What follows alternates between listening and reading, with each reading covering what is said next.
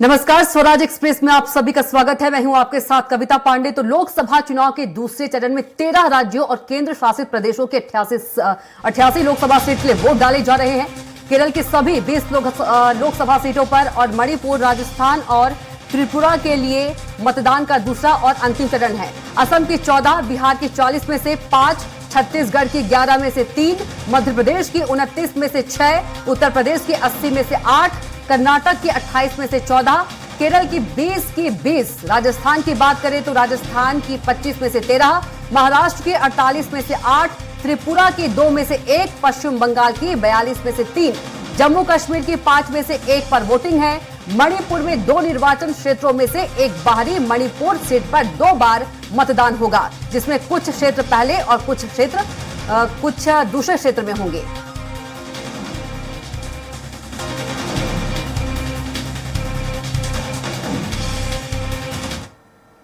तो दूसरे चरण का मतदान है और इसी पर चर्चा करेंगे। हमारे साथ खास मेहमान भी जुड़ गए हैं।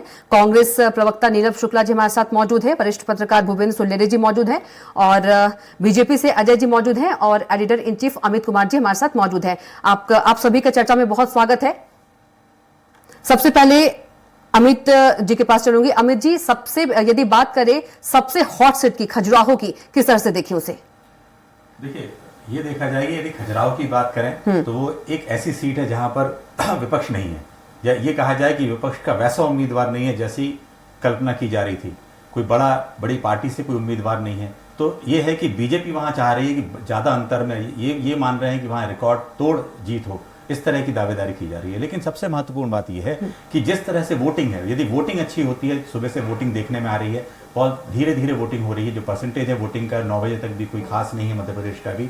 तो ये है, जितनी ज्यादा वोटिंग होगी तो ये कयास भी लगा सकते हैं कि एक बड़े मार्जिन के साथ वहां पर बीजेपी को सफलता मिल सकती है। तो इस तरह का जो पूरा एक नजारा है, क्योंकि एक और बात बताऊं कि इस समय जो 88 सीटों पर जो पूरे वोट हो रहे हैं, उस पर भी सबसे महत्वपूर्ण बात यह है कि सभी नेता या चुनाव आयोग या पार्टी के बड़े जितने भी नेता हैं वो सब एक ही बात को कह रहे हैं कि वोट ज्यादा से ज्यादा हो, क्योंकि उससे जो परिणाम आने वाले हैं उसको लेकर काफी बदलाव हो सकता है। क्योंकि बीजेपी ने भी पहले फेज के बाद से जिस तरह से मुद्दे के बाद कोई नैरेटिव सेट करने की कोशिश की है, वो भी काफी देखने में आ रहा है कि इन 6 दिनों में जो नैरेटिव सेट हुए हैं उस पर कांग्रेस को भी जवाब देना भारी पड़ रहा है। तो कई ऐसी चीजें आ रही हैं। यदि मध्य प्रदेश में फिर से लौटे, जो बहुत महत्वपूर्ण सीट है, खजुराहो है या सतना है, रीवा, इस तरह की जो सीटें हैं जहां पर कई जातिगत समीकरण को लेकर बहुत सारे ऐसी चीजें हैं जिस पर नजर रखी जाएगी। जी बिल्कुल। यदि देखा जाए तो खजुराहो में 30 साल तक बीजेपी का जो है दबदबा रहा है। जी बिल्कुल, ये लगातार ये है कि कई ऐसी सीट हैं, बल्कि मध्य प्रदेश की बात में यदि फोकस के तौर पे कहें तो जितनी 6 सीटें हैं उसमें लगातार पिछले बार उससे पहले जो थी बीजेपी को ही जीत मिली हुई थी। यहां पर ऐसी भी सीट है जहां पर 8वीं बार 7 बार जीतने के बाद जो है टीकमगढ़ से 8वीं बार वहां पर बीजेपी के उम्मीदवार हैं। 4 बार जीतने के बाद 5वीं बार भी वहां पर गणेश सिंह जैसे उम्मीदवार हैं। तो ऐसा कई ऐसी सीट हैं जो बीजेपी के पास लंबे समय से हैं और कांग्रेस के लिए चुनौती है कि उन सीटों में किस तरह से वो अपनी दावेदारी या वहां पे जीत दर्ज करा सकती है। जी बिल्कुल। हमारे साथ नीलव शुक्ला जी भी हैं, उनसे चर्चा कर लेते हैं, उनसे सवाल कर लेते हैं। नीलव जी, किस तरह से देखते हैं 6 सीटों को लेकर? अभी मैं पत्रकार बात सुन रहा, काट की हंडी बार बार नहीं चढ़ती। आप साम दाम दंड भेद सरकारी तंत्र का दुरुपयोग करके, मेरा सीधा आरोप है, मशीनों के साथ छेड़छाड़ करके आप विधानसभा चुनाव जीत गए। इससे मुद्दे गौण नहीं हो जाते, मुद्दे खत्म नहीं हो जाते, विषयों पर बात नहीं कर रहे हैं आप सिर्फ भ्रमित करने वाले मुद्दे लेकर आ रहे हैं। आप जब चुनाव में मतदान प्रतिशत कम हुआ, निश्चित रूप से लोगों में मतदान प्रति उत्साह कम हुआ, ये निश्चित रूप से चिंताजनक है, क्योंकि आप आपके झूठे जुमलों से लोग तंग आ चुके हैं। तो आपने वही ध्रुवीकरण वाला काम शुरू किया। अब मंगलसूत्र की बात करने लगे, लोगों को भयभीत करने लगे कि आपकी संपत्ति कांग्रेस छीन लेगी। इस तरह की बातें करके आप चुनाव का रुख मोड़ना चाहते हैं, लेकिन विषयों पर बात नहीं कर। अब जनता विषय की बात करना चाहती, जनता चाहती है कि आप रोजगार की बातें करें। आपने कहा था प्रतिवर्ष 2 करोड़ नौकरी देने का, उसका क्या हुआ? मोदी जी की गारंटी। अरे आप मोदी की गारंटी का झंडा लेके निकल तो गए हैं, पर गारंटी हमेशा उसकी मानी जाती है इसकी पुरानी गारंटियां पूर्ण हुई। मोदी जी ने गारंटी दी तो हम प्रतिवर्ष 2 करोड़ नौकरी देंगे, 25 करोड़ नौकरी देंगे। 2023 में संसद पटल में दी जाती मात्र 1 करोड़ 7 लाख नौकरियां दी जाती है, जो ऊंट के मुंह में जीरे के बराबर है। आप महंगाई के बारे में चर्चा ही नहीं करते। आपने किसानों की दुगनी आय करने की बात की थी, आज किसानों पर लाठियां चला रहे, गोलियां चला रहे हैं, उनके रास्ते में कीले बिछा रहे हैं। चलिए, आपने महिला नीलाद सुरक्षा जी, की बातें कही, नीलाद जी, मणिपुर में महिलाएं निर्वस्त्र हो रही है जी नीलाद, आपके सांसद महिला खिलाड़ियों का यौन उत्पीड़न कर रहे हैं। नीलाद जी, तो सीधी बात, नीलाद जी सुन लीजिए। आपकी बात देखिए, जो भी आप बातें कह रही है, आपने जुमले नीलाद जी, आपकी बात लगातार आपकी बात Nilad ji editor in chief Amit Kumar ji आपसे सवाल कर रहे हैं, सवाल सुन लीजिए। नीलाद जी, आप लगातार उस बात कर रहे हैं, मुद्दों की बात कर रहे हैं कि किस तरह से मुद्दों को लेकर आपकी आवाज जी आपको आवाज आ रही है जी, जिस तरह से मुद्दों के लिए को लेकर आप बात कर रहे हैं कि मुद्दे जो है भटकाए जा रहे हैं, मुद्दों पे बात नहीं हो रही है, तो सवाल यह है कि कांग्रेस किस तरह से मुद्दों को जनता तक ले जा रही है। यह भी एक महत्वपूर्ण बात है कि आखिर उन मुद्दों को कांग्रेस को जनता तक ले जाना जरूरी है। देखिए, आपने बहुत अच्छा सवाल किया। हमने भारत जोड़ो यात्रा निकाली, न्याय यात्रा निकली, निश्चित से बेचाने की यात्रा थी, लेकिन उसके बाद हमने जनता के बीच जाकर समझा, उसी के हिसाब से हमने हमारा मैनिफेस्टो बनाया। हमने कहीं भ्रमित करने वाले बातें नहीं करी। अब राहुल जी का भाषण सुनेंगे, अब हमारे वरिष्ठ नेताओं की बातें सुनेंगे, हमने यही बात की कि कैसे ज्यादा से ज्यादा लोगों को रोजगार दिया जाए, कैसे महंगाई पर लगाम लगाया जाए, कैसे महिलाओं की सुरक्षा की जाए, कैसे किसानों को एमएसपी मिले, किसानों का कर्ज माफ हो, देश में समानता का वातावरण हो, आर्थिक न्याय की बात हो, सामाजिक न्याय की बात हो, राजनीतिक न्याय की बात हो। हमने वही मुद्दे उठाए जो जनता के हित के, जो जनता के हित के होना चाहिए। हमने कहीं मंगलसूत्र की बातें नहीं करी, हमने कहीं मंदिर के पीछे जाकर नहीं छुपे, हमने कहीं ध्रुवीकरण की बातें नहीं करी। हमने विषयों पर बातें पहले भी की थी, आज भी कर रहे हैं, आगे भी करते रहेंगे। मैं फिर कह रहा हूं, चुनाव हारना इतना एक प्रक्रिया है, आप जीत चुके, साम दाम दंड भेद करके, लेकिन उससे मुद्दे खत्म नहीं हो जाते, काट की हांडी बार बार नहीं चढ़ेगी। लगातार ये बात की जा रही है कि 10 साल के बाद यदि बीजेपी तीसरी बार आने के लिए मैदान एक बड़ी जीत के साथ 400 पार के नारे के साथ आ रही है, लेकिन सवाल यह है कि उन मुद्दों से क्यों भटका जा रहा है, वो जो जनता से जुड़े मुद्दे हैं उनको आगे क्यों नहीं लाया जा रहा है। जी अमित जी, प्रश्न मुझसे? जी आपसे प्रश्न है जी। तो मुझे लग रहा है कि इसका स्वमेव जवाब कांग्रेस ने खुद अपने मैनिफेस्टो के माध्यम से दे दिया है। अब कांग्रेस का मैनिफेस्टो अगर आप देखेंगे तो आपको स्पष्टता के साथ पता चल जाएगा कि इनके मैनिफेस्टो में जो जो मुख्य मुद्दे हैं, मैं अगर आप अलाउ करेंगे तो मैं 2-3 चीजें आपके चैनल्स पे पढ़ना चाहता हूं कि क्या किसी एक राजनीतिक दल का 50 वर्षों तक सत्ता में रहने के बाद भी देश के मैनिफेस्टो को इस प्रकार से लिखा जा सकता है। देखिए, बहुत महत्वपूर्ण बात है कि कांग्रेस के 2024 के मैनिफेस्टो में है कि Congress will ensure minorities have personal laws, there is no place for majoritarianism in India, we will ensure scholarship for Muslim students to study abroad. अब यह कांग्रेस कहती है कि भारतीय जनता पार्टी ने बात मुस्लिम अपीजमेंट पे लाई है, तो मुझे बताइए कि यह किसके मैनिफेस्टो में थी कि मुस्लिम्स के पर्सनल लॉज को हम प्रोटेक्ट करेंगे, इस देश में बहुसंख्यकवाद की कोई जगह नहीं रहेगी, इस देश में मुस्लिम बच्चों को अब्रॉड में पढ़ने के लिए हम स्कॉलरशिप देंगे। अगर आप सेक्युलर कंट्री में रह रहे हैं, लेकिन अजय जी आपकी बात बड़ी गंभीरता से सुनी है, लेकिन लगातार बीजेपी इस बात को कहती आई है कि उनकी 4 जातियां अलग हैं, युवा उनने आप लोगों ने नाम भी दिया था, लेकिन हर बात जब आप मैनिफेस्टो में करते हैं या बाकी बात करते हैं तो जातियों की बात आप नहीं करते हो, है ना। सवाल हम भूपेंद्र जी से लेते हैं। भूपेंद्र जी, आपने लगातार देखा है कि किस तरह से यदि बीजेपी एक नैरेटिव सेट करना चाहती है, यदि जो उन्होंने घोषणा पत्र में अपनी बातें कही हैं, वैसे कांग्रेस ने भी लोकतंत्र संविधान बचाओ की जो एक नारे और अपील के साथ लगातार इस मुद्दे को लेकर जा रही है, तो लगता है कि घोषणा पत्र की जो बातें, जनता से जुड़ी जो बातें होती हैं, वो एकदम डाइवर्ट होकर अलग थलग होकर दूसरे मुद्दों पर आ जाती हैं। बिल्कुल, जब चुनाव की समर की तैयारी होती है तो उससे पहले अपना वचन पत्र या घोषणा पत्र के नाम से वो कार्यान्वयन करते हैं कि 5 साल में हम क्या जनता को डिलीवर करेंगे, उसका अपना कमिटमेंट करते हैं। लेकिन वर्तमान परिवेश में देखा जाए तो राजनीति उससे हट के चली जाती है। आज राजनीति अगर देखा जाए तो लोकसभा के चुनाव मोदी जी पे केंद्रित है, मोदी जी बनाम कांग्रेस हो रहा है, और कांग्रेस का जो गठबंधन है अब वो कहां तक सक्सेस हो पाता है ये तो अलग विषय है, लेकिन जो चुनाव हो गया है वो एक व्यक्तिवाद पे बढ़ गया है। लेकिन अगर लोकतंत्र के व्याख्या करें तो जब तक विपक्ष अगर सशक्त नहीं होगा तो लोकतंत्र की सशक्ति की भूमिका कहां रहेगी? तो ये भी एक पहलू देखना पड़ेगा। यहां पे अगर मोदी की गारंटी या मोदी जी जिस तरह से कैंपेन करते हैं और शो करते हैं अपना, जो उन्होंने अपने 10 साल की योजनाओं के बारे में और 5 साल की आगे की योजनाएं जो इकोनॉमी फोरम के बारे में बताया है, अगर घोषणा पत्र की दोनों की बात करें तो दोनों लोग अपने घोषणा पत्र से हटके अपने अपने नेताओं को आगे कर रहे हैं, और जिसके कारण एक लोकतंत्र में एक गैप सा आ रहा है। बिल्कुल बिल्कुल, आपने और ये व्यक्ति और ये लोकतंत्र में जो एक व्यक्तिवाद की जो छवि जो बन रही है वो निश्चित रूप से एक निरंकुश तंत्र को जगह देगा। तो ये अपने जो प्रतिफल जो जनता के हित की बात तो करते हैं वो पूरे 5 साल, लेकिन बात करने से जब चुनाव के समर में जाते हैं तो वहां पे इशू बिल्कुल डाइल्यूट हो जाते हैं। कभी मुस्लिम हिंदू में आ जाते हैं, कभी आप विकास से हटके एक राष्ट्र पाकिस्तान आ जाता है, तो बहुत सी चीजें होती हैं। लेकिन भूपेंद्र जी आएंगे आपके पास, हमारे खजुराहो से संवाददाता जुड़ गए हैं संदीप मिश्रा। संदीप, क्या कुछ अपडेट, और जो जनता है मतदाता है उनमें कितना उत्साह है? अगर आसपास मतदाता है तो बात भी कीजिए आप। देखिए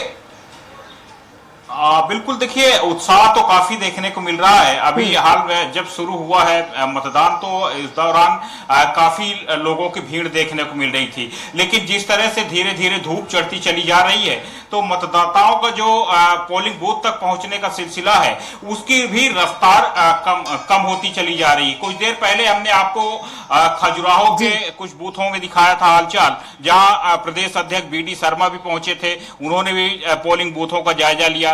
कुछ बातें भी निकल के सामने आई है। खजुराहो में कुछ जगहों पर करीब 1 घंटे डिले, यानी कि 7 बजे से पोलिंग बूथ शुरू होने थे, यानी वोटिंग शुरू होनी थी, तो करीब 8 बजे के आसपास वोटिंग शुरू हुई है, जिसको लेकर के प्रदेश अध्यक्ष बीडी शर्मा ने निर्वाचन आयोग से अनुरोध किया है कि उन पोलिंग बूथों पर जब शाम को जब मतदान का समय खत्म होने लगे तो 1 घंटे तक समय बढ़ाया जाना चाहिए। अब उसके बाद हम लोग अगर हम बात करें तो इस समय पर पन्ना पहुंच चुके हैं। भगवान जुगल किशोर के सामने ही एक पोलिंग बूथ है, वहां पर हम लोग पहुंचे हैं, जहां का नजारा आप लोग देख सकते हैं। हम लोग क्योंकि अंदर नहीं जाया जा सकता, बाहर से नजारा आप देख सकते हैं किस प्रकार से ठंडा माहौल यहाँ पर दिख रहा है।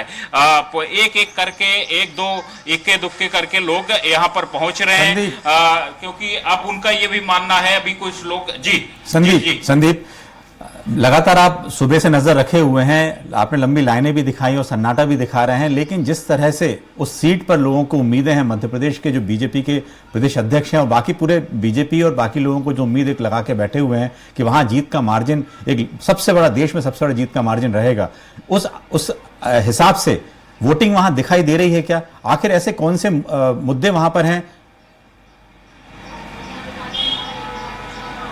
और देखिए सबसे बड़ी बात यहाँ सुविधाओं की है, बेरोजगारी की बात तो यहाँ भी लगातार उठती चली जा रही है। लोग बेरोजगारी की बात कर रहे हैं, लेकिन एक यहाँ कहीं न कहीं पॉजिटिव बात देखने को मिली है।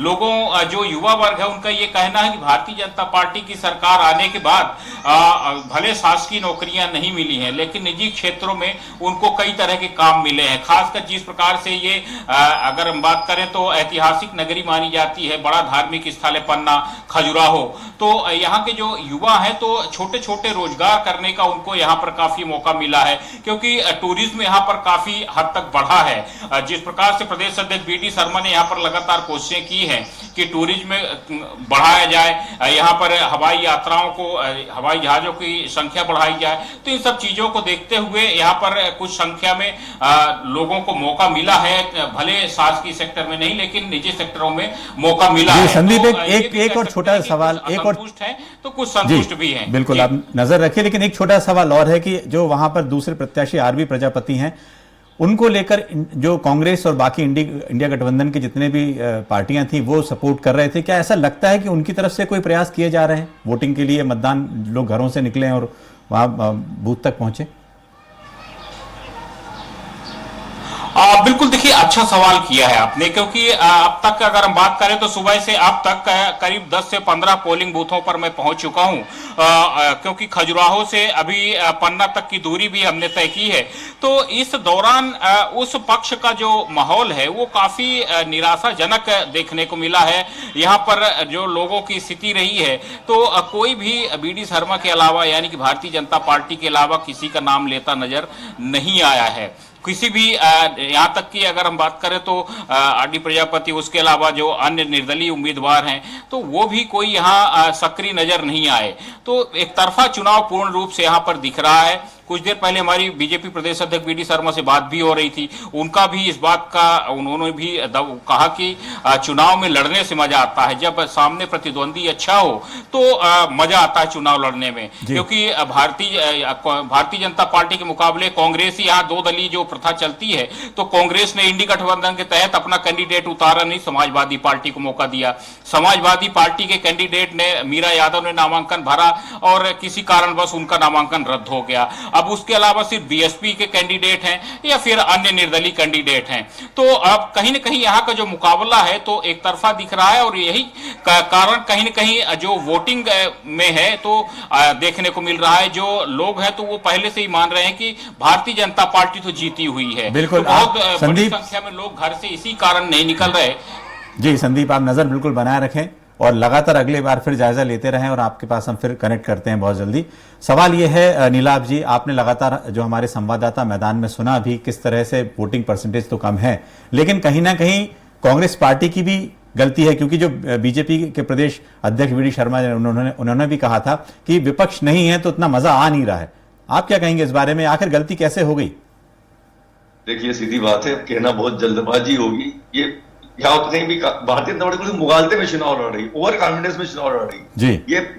ये भूल चुके हैं कि जनता अंदर ही अंदर एक करंट फैल रहा है, जनता के अंदर अंडर करंट चल रहा है इनके खिलाफ। ये विषयों पर बात नहीं कर रहे हैं। मैं आपसे फिर कह रहा हूं, कहना बहुत जल्दबाजी होगी। काट की हांडी बार बार नहीं खड़ी, चुनाव के परिणाम अप्रत्याशित आएंगे, मैं आपको दावे से कह सकता हूं। ये अगर सोच भी रहे हैं, चलिए आप बार बार कह रहे हैं काट की हांडी बार बार नहीं चढ़ेगी। अजय धवले जी एक जो कह रहे हैं बार बार, आखिर ऐसा क्या है, कौन से ऐसे मुद्दे हैं जिनकी बात कांग्रेस करना चाहती है और बीजेपी उसको कर नहीं रही है? मुझे लगता है अमित जी, नीलाभ जी से प्रश्न हो जाना चाहिए कि एक सशक्त विपक्ष के रूप में कांग्रेस 10 ऐसे मुद्दे बता दे जो विगत 10 वर्षों में कांग्रेस ने उठाए। ये एक पहली बात। दूसरी बात, अगर वास्तव में इस देश में मुद्दों की राजनीति होती तो कांग्रेस 2014 में, 2019 में, फिर 2023 के विधानसभा चुनाव में मध्य प्रदेश में हमने देखा है कि कांग्रेस किस प्रकार से नैरेटिव सेट करने का प्रयास करती कि देश में विकास नहीं हो रहा। लेकिन देश की जनता जानती है विकास करने वाली सरकार है, और जिसे बार बार चुनने का अवसर जनता अपने हाथ से नहीं जाना देना चाहती। और मुझे लगता है अगर मुद्दों की बात करें तो महंगाई की बात ये कर ले, इनके यूपीए के शासनकाल जो 2004 से लेकर 2014 तक के औसतन महंगाई की दर 8% प्रति वर्ष थी।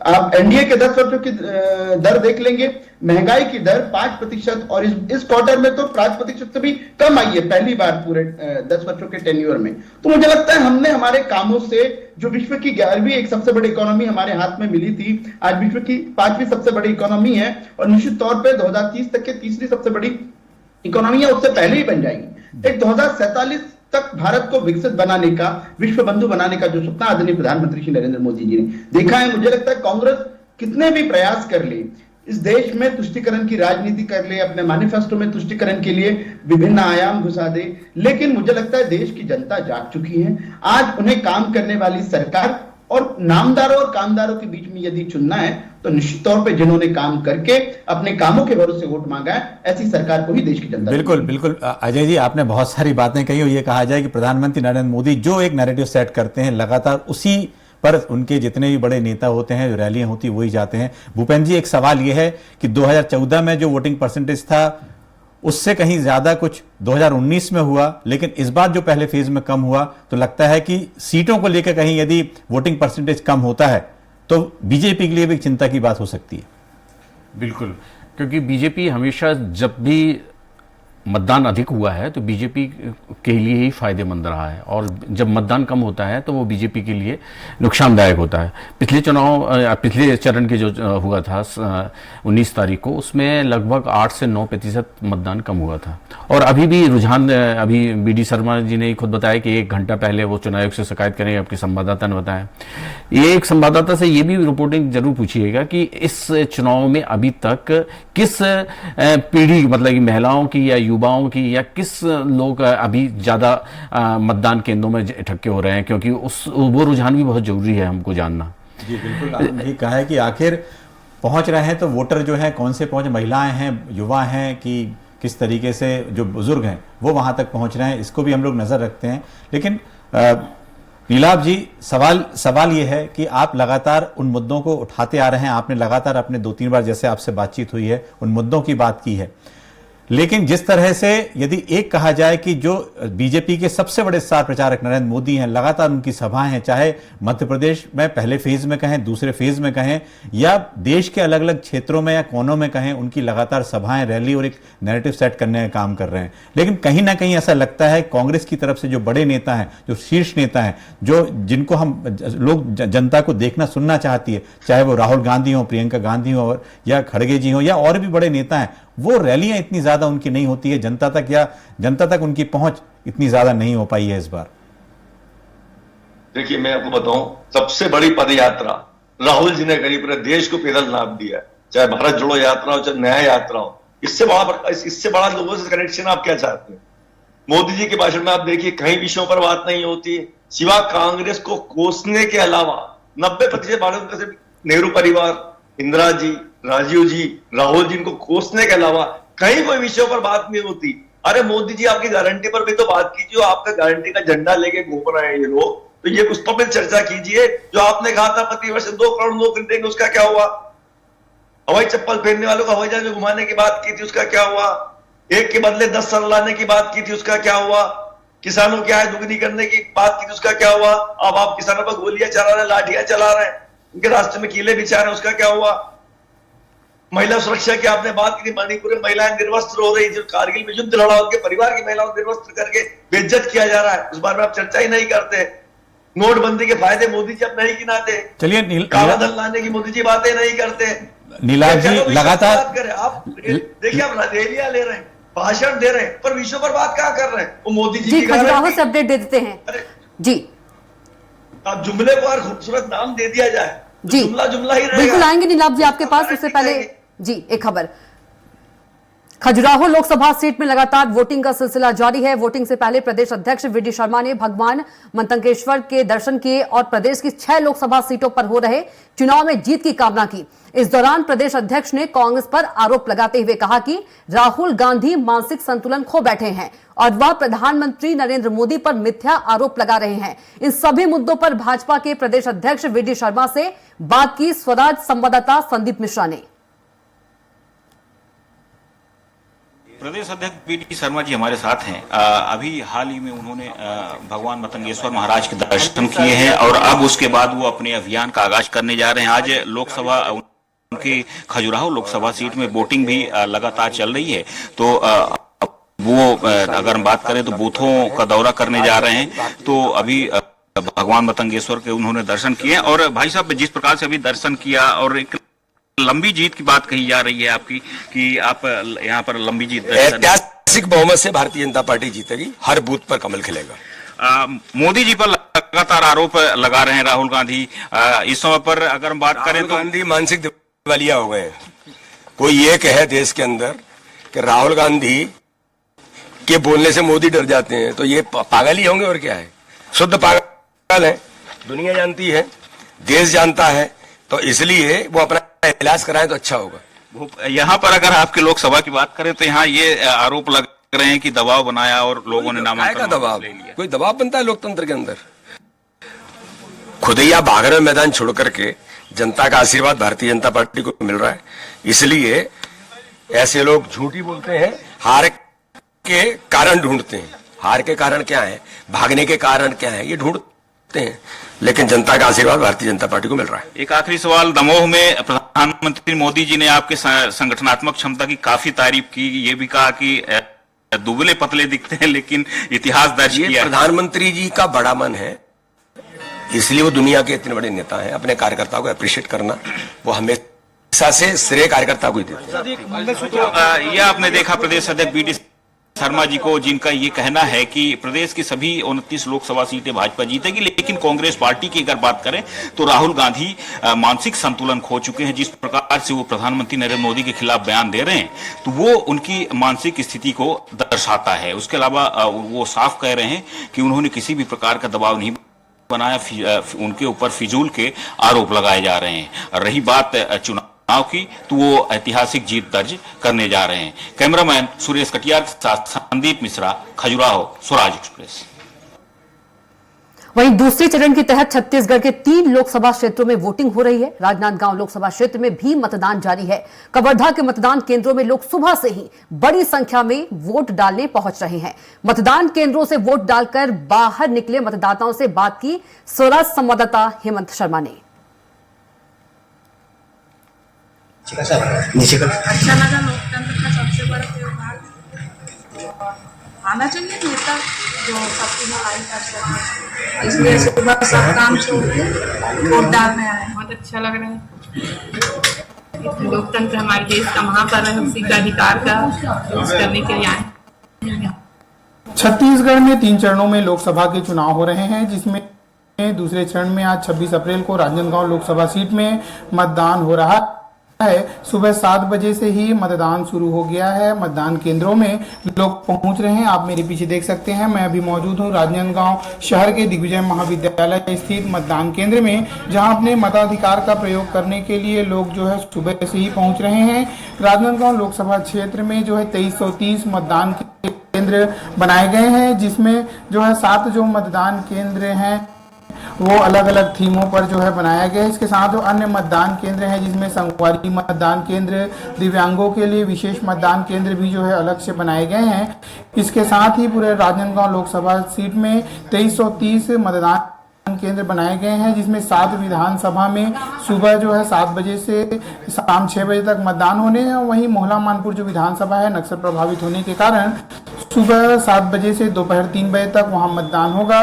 सुबह से ही मतदाताओं की संख्या जो है मतदान केंद्रों में दिख रही है और लोकतंत्र के महापर्व में सभी अपनी भागीदारी निभा रहे हैं। Suryakant Yadav, Swaraj express news, Rajnandgaon. वहीं राजनांदगांव लोकसभा क्षेत्र में वोटिंग शुरू हो गई है। विधानसभा अध्यक्ष डॉक्टर रमन सिंह के बेटे और राजनांदगांव लोकसभा के पूर्व सांसद अभिषेक सिंह ने कवर्धा के स्वामी आत्मानंद हिंदी मीडियम स्कूल मतदान केंद्र पहुंचकर वोट डाला। अभिषेक सिंह ने बीजेपी प्रत्याशी संतोष पांडे की बड़ी जीत का दावा किया है। मतदान करने के बाद अभिषेक सिंह से खास बातचीत की हमारे स्वराज संवाददाता हेमंत शर्मा ने। लोकसभा में वोटिंग शुरू हो गई है। पूर्व सांसद अभिषेक सिंह ने वोट डाला, उनसे बातचीत करते हैं। आपने मतदान कर दिया है, क्या परिस्थितियां देख रहे हैं राजनांदगांव लोकसभा क्षेत्र? देखिए, राजनांदगांव लोकसभा क्षेत्र में भारतीय जनता पार्टी संतोष पांडे जी एक बड़े अंतर के साथ जीत की ओर बढ़ चुके हैं। प्रधानमंत्री नरेंद्र मोदी जी के प्रति लोगों का विश्वास बहुत मजबूत हुआ है और कहीं ना कहीं इस पूरे चुनाव में कांग्रेस की जो रणनीति रही, कांग्रेस की जो कार्यशैली रही, वो ढीली ढाली दिखी। ग्रामीण क्षेत्रों में काफी प्रचार किया भूपेश बघेल ने, कुछ फायदा मिलता नजर आए? ग्रामीण क्षेत्रों में उन्होंने जो अभी प्रयास किया, उसका एक दहाई प्रयास भी अगर वो मुख्यमंत्री रहते हुए करते या उनके मुख्यमंत्री रहते हुए कवर्धा और राजनांदगांव जिले और इस संयुक्त लोकसभा की राजनीतिक परिस्थितियों में उन्होंने थोड़ा भी संजीदगी से ध्यान दिया होता तो शायद कुछ फर्क पड़ सकता था। लेकिन जो परिस्थितियां बनी, आप देखिए, उसका बहुत बड़ा नुकसान, चाहे वो कवर्धा जिला हो चाहे राजनांदगांव जिला हो, नांदगांव के विकास को उन्होंने पूरी तरीके से इग्नोर किया। आप राजनांदगांव चले जाइए, लगभग आम मतदाता के ये मन में है कि पिछले 5 साल में नांदगांव 10 साल पीछे चला गया। कवर्धा जिले की परिस्थितियों में पूरा का पूरा दारोमदार यहाँ के विधायक और मंत्री मोहम्मद अकबर के नेतृत्व में छोड़ दिया और उसका क्या हाल हुआ वो तो विधानसभा का चुनाव हमको बता ही चुका है। हमारे साथ पूर्व सांसद अभिषेक सिंह, जिन्होंने वोट किया, डॉक्टर रमन सिंह के बेटे भी हैं और साफ तौर पर कहना है कि संतोष पांडे बड़ी जीत राजनांदगांव लोकसभा से दर्ज करेंगे। कैमरामैन निर्मलकल के साथ हेमंत शर्मा, स्वराज एक्सप्रेस, कवर्धा। और कवर्धा से हमारे संवाददाता सीधे हेमंत शर्मा का रुख कर लेते हैं। हेमंत, यदि बात करें लोग मतदान करने पहुंच रहे हैं, किन मुद्दों को लेकर मतदान करने पहुंच रहे हैं और प्रतिनिधि को लेकर क्या कुछ कह रहे हैं, और वोटिंग परसेंटेज की बात करें, क्या कुछ अभी तक के वोटिंग परसेंटेज है, बता दीजिए। हाँ, देखिए, राजनांदगांव लोकसभा में वोटिंग जारी है। अभी तक लगभग 15% मतदान हो चुका है। हमारे साथ बीजेपी के प्रत्याशी हैं राजनांदगांव लोकसभा के संतोष पांडे, उनकी धर्मपत्नी भी है रेखा पांडे जी, उनसे भी बातचीत करेंगे। संतोष पांडे जी से बात करते हैं। 15% मतदान हो चुका है सुबह 9 बजे तक। वोटिंग परसेंट पिछली बार से बढ़ने की आशंका है, संभावना है। किस तरीके से माहौल देख रहे हैं बीजेपी के पक्ष में? पूरे लोकसभा क्षेत्र में औंधी से लेकर के कवर्धा, पंडरिया, चिल्फी तक भारतीय जनता पार्टी के पक्ष में माहौल है। और आज युवाओं में, खास करके माताओं में, महिलाओं में बहुत रुझान है और धीरे धीरे उसका परसेंट बढ़ेगा। जनता में जागरूकता है। पहले वो मतदान करेंगे, बाद में ही फिर बाकी का काम करेंगे। ये पूर्व सीएम भूपेश बघेल जो आपके सामने चुनावी मैदान में है, उन्होंने हर चुनावी सभा में आरोप लगाया कि आप 5 साल निष्क्रिय रहे, क्षेत्र में दिखाई नहीं दिए। सबसे ज्यादा क्षेत्र के साथ साथ सदन में 100% उपस्थिति और भूपेश बघेल के ऊपर तीखा प्रहार, चाहे वो सौम्या के ऊपर हो, सट्टा के ऊपर हो, शराब के ऊपर हो, मैंने किया है और इसको जनता जानती है। ये कल जिस तरीके से विजय शर्मा का बयान आया, डिप्टी सीएम जो है अकबर ढेबर का नाम लिया, कांग्रेस का ये कहना है कि अगर मोदी मैजिक है तो ये हिंदू मुस्लिम, ये अकबर ढेबर का नाम क्यों लेना पड़ रहा है बीजेपी को? कहीं किसी प्रकार की बात नहीं है। ये इतना तो आना ही है। अकबर यहाँ के विधायक और मंत्री थे ना, कहाँ है भूपेश बघेल? इनको पर्दे के पीछे में रख के और इसको ढक करके क्यों चल रहे हैं? नमाज को भी उधर ढक दिए हैं, एकदम डांट लगा करके, ढक्कन लगा करके बंद कर दिए हैं, जैसे जिंद को बंद कर देते हैं, जिंद निकल ना पाए, उत्पात मचाएगा। तो इनके पास ही जितने हैं तो जनता जानती है। तो कुल मिलाकर के नमाज वहां उसके नाम से आनंद उइके और घुमका में एक साहू जो धान के फड़ में खत्म हुआ, जिस प्रकार से अरविंद मंडावी को अपमानित किया गया, जिला आयुर्वेदिक अधिकारी को, और यहाँ जो अकबर के कारनामे हैं, झंडा प्रकरण में झंडा का अपमान, और साथ ही साथ यहाँ कर्फ्यू लगा, उसके बाद हम सब लोगों के ऊपर बलवा की धाराएं मेरे ऊपर भी लगी है। तो ये उत्तर तो दे नहीं सकते। जब यहाँ प्रकरण हुआ तो भूपेश बघेल कहाँ थे? आए एक दिन के लिए, सांत्वना देने के लिए, हालचाल पूछने के लिए? नहीं, ये लखीमपुर घिरी गए थे वहां मुआवजा देने के लिए। तो जनता जानती है। यहाँ ही नहीं, साजा भी नहीं पहुंचे। भुवनेश्वर बघेल की मृत्यु हुई, ईश्वर के बेटे की। तो बार बार आप लोग आरोप लगाते रहे कि मुख्यमंत्री रहते राजनांदगांव में विकास नहीं किया, बल्कि यहाँ कुछ और था, उसको दूर ले गया। ये बार बार आरोप आप लोगों के द्वारा सभाओं में भी लगाया गया है। बिल्कुल, यहाँ का एडीबी का कार्यालय ये उठा करके ले गए दुर्ग, सेतु निगम का कार्यालय ले गए दुर्ग, महुआ प्रसंस्करण जो इकाई है उसको ले जाने वाले थे, हमने विरोध किया इसलिए बचा। मुद्रणालय को ले जाने वाले थे, हमने विरोध किया इसलिए बचा। और यहाँ मेडिकल कॉलेज को ये खंडहर करना चाहते थे राजनांदगांव में। कोई संसाधन नहीं, कोई सुविधा नहीं। जो एक मुख्यमंत्री का, प्रदेश सरकार का दायित्व होता है, इन्होंने जितनी उपेक्षा की है, वहां के हॉकी का, वहां के एस्ट्रोटर्फ का, मैदान का, स्टेडियम का, राजनांदगांव की जनता भरपूर बदला लेने के मूड में है। इंदिरा कला यूनिवर्सिटी को ये रायपुर शिफ्ट करना चाहते थे, ये किस मुंह से वोट मांगने वाले हैं?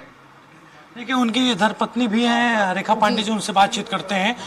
आप भी चुनाव प्रचार में उनके साथ गई हैं, क्या पूरा माहौल नजर आ रहा है?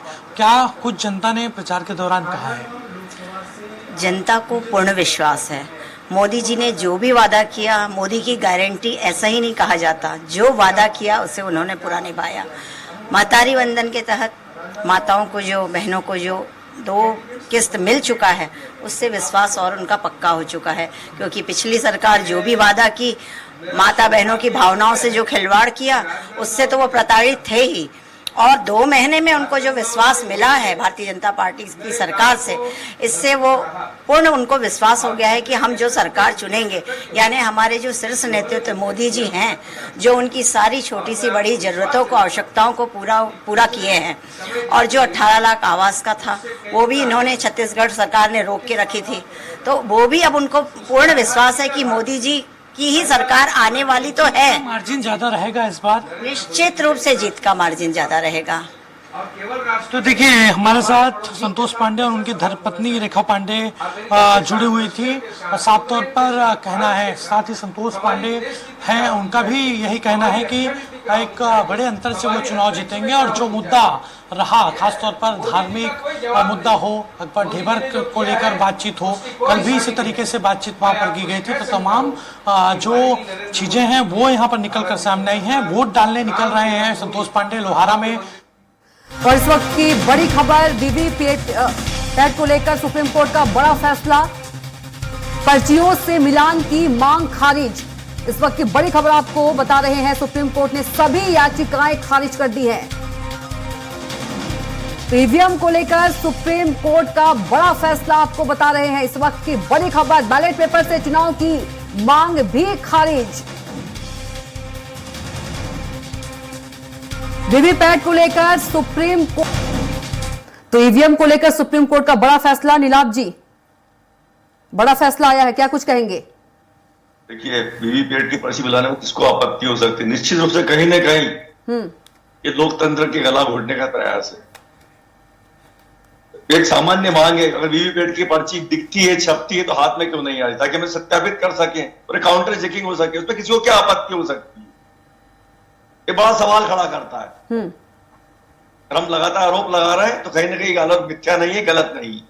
चलिए नीलाभ जी, लेकिन सुप्रीम कोर्ट का ये फैसला है, इस पे इसलिए ज्यादा टिप्पणी करना इस पे नहीं की जा सकती है। लेकिन इसमें जरूर है कि जो दस्तावेज हैं, जो अन्य आपके तरफ से जो बड़े नेताओं के बयान हैं या जो आपके वकील हैं, उन्होंने लगता है अच्छे से पक्ष को प्रस्तुत नहीं किया है। बहरहाल सुलेरी जी, एक सवाल ये है कि लगातार आपने अभी सुना, हम अभी छत्तीसगढ़ भी सुन रहे थे या हमारे प्रदेश अध्यक्ष को भी सुन रहे थे, लगातार एक बात आ रही है कि बीजेपी ने पूरा दारोमदार यदि कहा जाए तो मोदी की गारंटी पर है, मोदी के नाम पर लोग वोट भी मांग रहे हैं। इसमें एक चीज देखने को आई है, बार बार हम एक ही बात कह रहे हैं कि मोदी जी की गारंटी और मोदी जी ने जो नैरेटिव सेट किया है, बात उसी पे आगे बढ़ रही है। सिर्फ देखिए, जो 2024 का लोकसभा चुनाव है, चुनाव की अवधारणाएं बदल गई हैं। चुनाव की समस्याओं को मूल रूप से राष्ट्रवाद से जोड़ दिया गया है और ये मोदी जी की खूबियत है या उनकी एक नई जो पॉलिटिक्स करने का तरीका है कि सारी समस्याओं को मूल रूप से जो राष्ट्रवाद पे उन्होंने केंद्रित किया है, और वो राष्ट्रवाद इतना बड़ा हो गया है, चाहे आप उसको हिंदुत्ववाद कह दें या आप उसकी दूसरी चीज की परिभाषा कर दें, तो उसके पक्ष में या उसके विपक्ष में कोई ऐसा नहीं दिखता है जो कि उस रूप से मूल रूप से फाइट कर सके। जी बिल्कुल। और सबसे बड़ी महत्वपूर्ण बात है, अगर चुनाव आप 1951 से देखें चुनाव, तो जो कांग्रेस का और 1984 का जो चुनाव इंदिरा गांधी की मृत्यु के बाद हुआ था और उसमें 400 से ऊपर कांग्रेस की 409 करीब सीटें आई थी, उसके बाद अगर आप देखें तो कभी भी बहुमत की सरकार नहीं आई, और बहुमत की सरकार आई तो 2014 के बाद आई। और वो 2014 के बाद जो चुनाव के बाद जो सरकार का जो नया जो धारणा और नैरेटिव सेट किया गया, और जो मोदी जी ने 2014 और 19 और 24 में जो चुनाव की प्रक्रियाओं में जो राष्ट्रवाद का एक नई डेफिनेशन दी है, और जिसपे सारे चाहे किसी भी वर्ग को चाहो, उन्होंने 4 जो युवा, महिला और जो किसान और जो इनमें उनके जो कारक बनाए हैं, उन कारकों को जो इस तरीके से उनके राष्ट्र के मूल धारणाओं से जोड़ा है। और दूसरी बात यह है, सबसे बड़ी महत्वपूर्ण बात यह है कि जो उनके पास संगठनात्मक अनुशासित जो निर्णय लेने की क्षमता है, और उस क्षमता को पूरी पार्टी से लेके नीचे से ग्राउंड लेवल तक के लोग उसको मानते हैं। सबसे बड़ी भूपेंद्र जी, आपने बात रखी अपनी कि किस तरह से नरेंद्र मोदी की बात पार्टी के नेता उसको मानते हैं, लेकिन एक सवाल यह है कि अभी जो जिस तरह से सुप्रीम कोर्ट का फैसला है, अजय जी आपकी प्रतिक्रिया जानना चाहते हैं, क्योंकि लगातार जो है कांग्रेस, अभी नीलाभ जी भी आरोप लगा रहे थे कि जो वोटिंग मशीन को लेकर बात कर रहे थे, या कि उनको कहना था कि भाई आखिर ऐसा क्यों नहीं करते हैं, तो बीजेपी के आपका क्या रिएक्शन है इस पर? देखिए ये परिणाम हम लोगों को पता था कि यही परिणाम आने वाला है। अजय जी सवाल, अजय जी।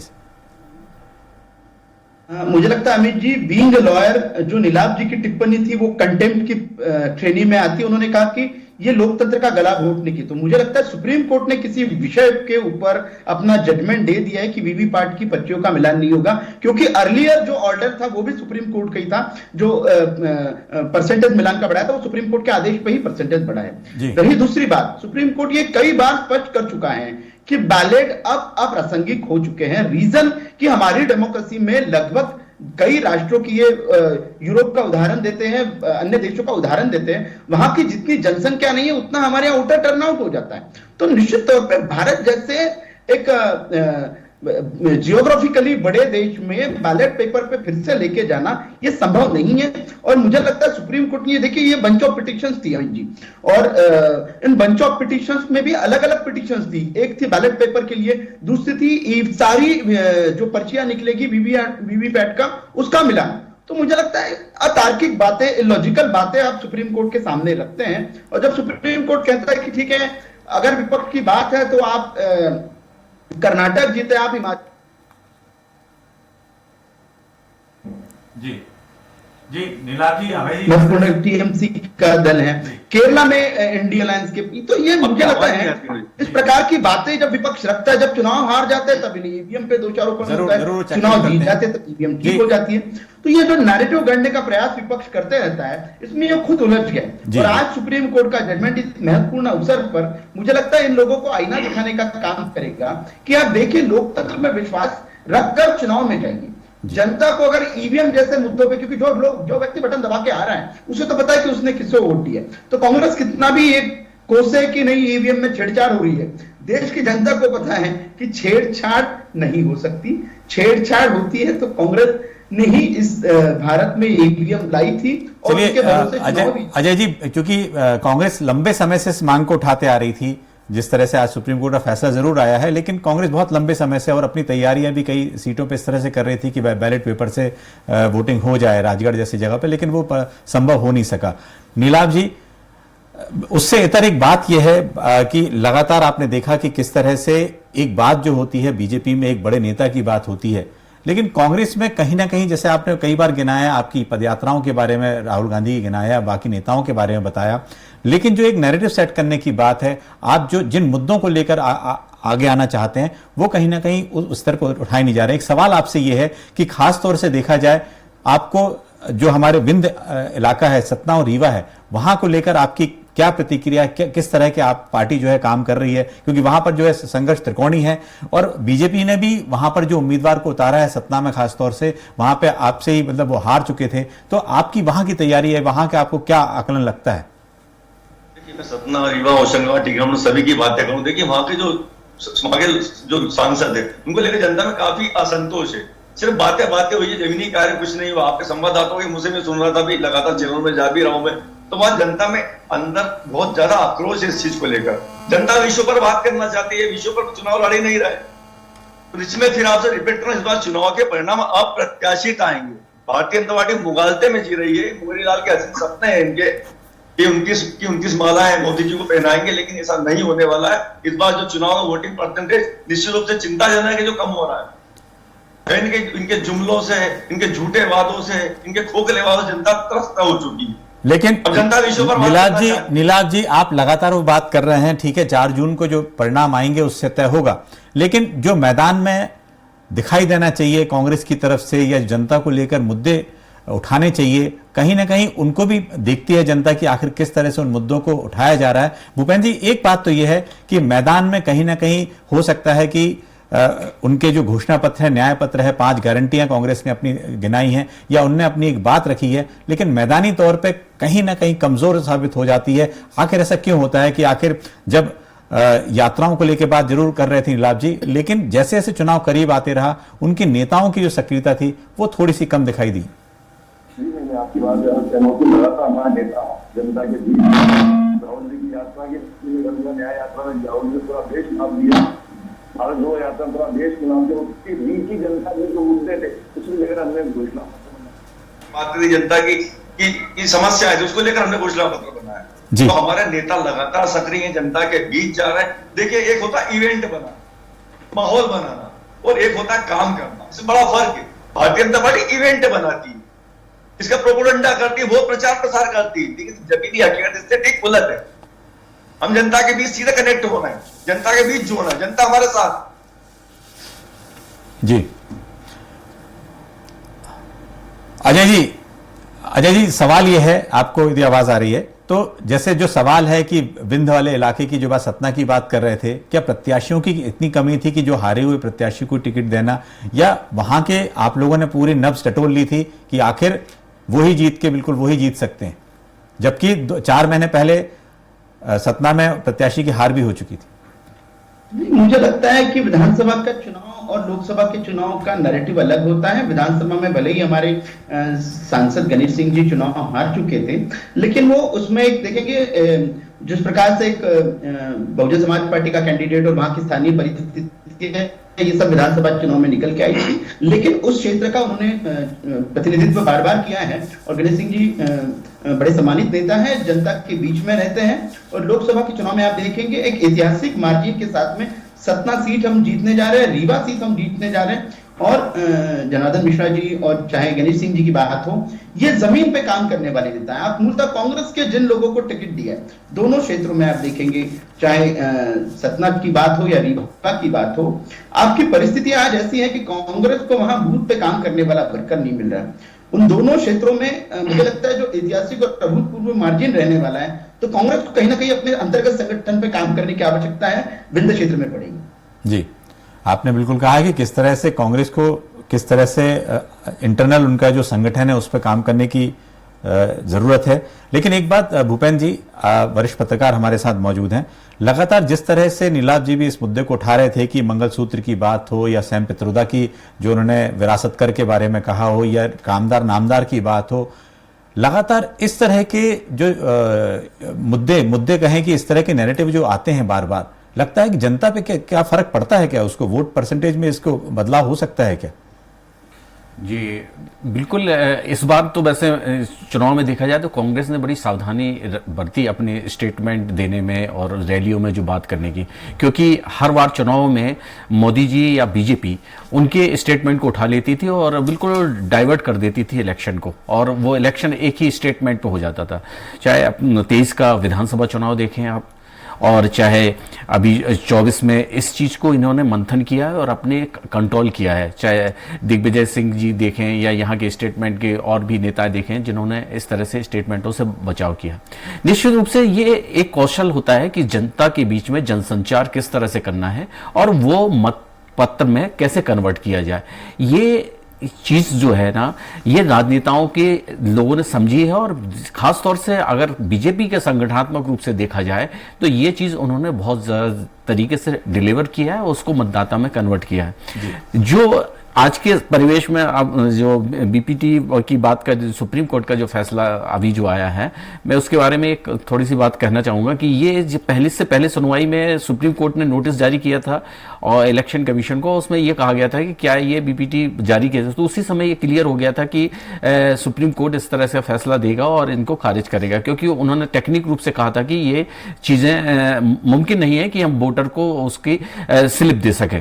तो ये एक बहुत महत्वपूर्ण फैसला है और इस चीज को ये विराम लग गया है, वरना ये हर इलेक्शन में क्या होता है, ये एक मशीन, ईवीएम मशीन पे एक प्रश्न चिन्ह लगता था और भारत जैसे लोकतंत्र। भूपेंद्र जी, लगातार क्या है, इस तरह की जो बात होती है, जब लोकतंत्र से मामला जुड़ा हुआ होता है तो ईवीएम को लेकर हो सकता है, आज वीवीपैट की बात हुई, दूसरी बात कोई होगी, कांग्रेस जो है विपक्ष में रहते हुए कई बार दूसरे तरीके से इस मुद्दों को उठाएगी, लगातार ऐसा हो सकता है। नीलाभ जी, आपने लगातार सुना भी कि लगता है, जैसे अभी हमने विंध्य की बात की, या आपको एक सीट और हमारी चर्चा में बिल्कुल छूट गई, इसमें होशंगाबाद वाली सीट जो है, वहां पर जो है संजय शर्मा को टिकट दिया है, वहां की स्थिति क्या है? आपको अभी लगता है कि वहां कोई ऐसे, क्योंकि पिछले बार भी एक लंबी जीत से, वहां करीब 5 लाख से ज्यादा की जीत से वहां पर बीजेपी जीती हुई थी। देखिए, होशंगाबाद की अगर हम बात करें तो देखिए वहां पर जनता में काफी असंतोष है। मैं खुद भी वहां पर गया हूं, जनता जो ने वहां सांसद चुने थे तो लेकर काफी असंतोष रहा जनता के अंदर। अभी मामला बिल्कुल ठीक उलट है इसका। तो कुल मिला के पूरा माहौल कांग्रेस के पक्ष में है। जी मैंने आपसे फिर रिपीट कर रहा हूं कि अब बिल्कुल नीलाभ जी, परिणाम समय की कमी इसलिए यहीं पर चर्चा को रोकना होगा। आप सभी गेस्ट का बहुत ही धन्यवाद। तो फिलहाल के लिए इतना ही। आप देखते रहिए स्वराज एक्सप्रेस। नमस्कार।